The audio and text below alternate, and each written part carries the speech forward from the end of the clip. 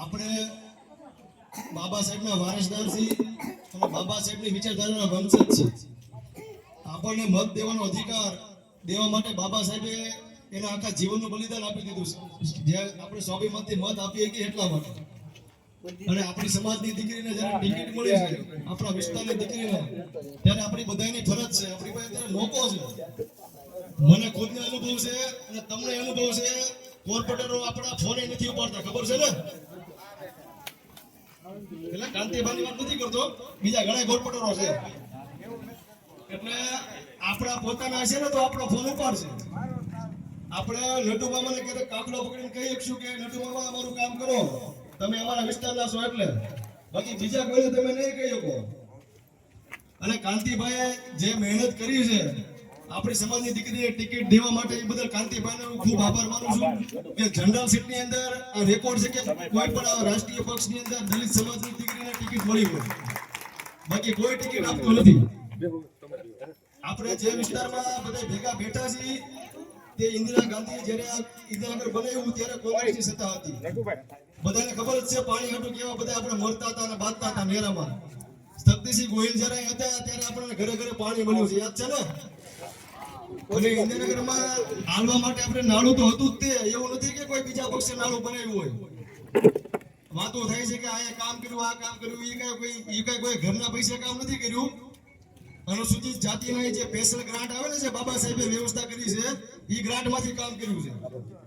કોઈ પોતાના પૈસે કામ નથી કર્યું. એટલે અત્યારે આપણી પાસે મોકો છે, આપણી સમાજની દીકરી છે. કાંતિભાઈને 10 વર્ષથી બધા ઓળખો જ છો અને હું અહીંયા બધાને ઓળખું છું. તમારા કોઈના કામ નહીં કરે ત્યારે અમને કહેજો.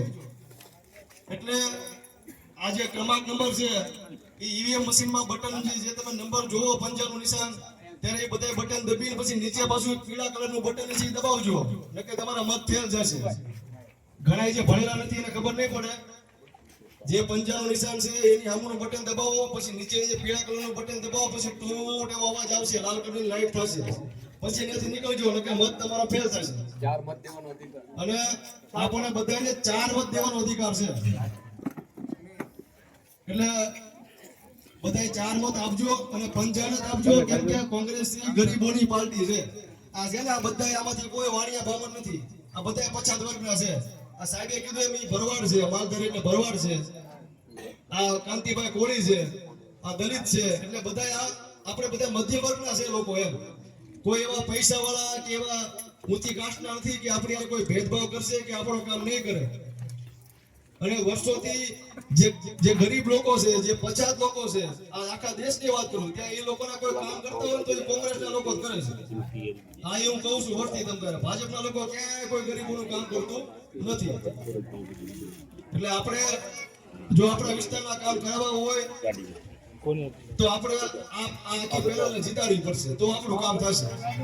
એટલે હું તમારો બધાનો દીકરો છું. હું તમારા બધાને વિનંતી કરું છું ઇન્દિરાનગરવાળાને કે તમે બધાય તમારા જે બીજા સગા સંબંધી હોય, આપણા આખા વોર્ડમાં જ્યાં કોઈ રહેતા હોય તે બધાને કહો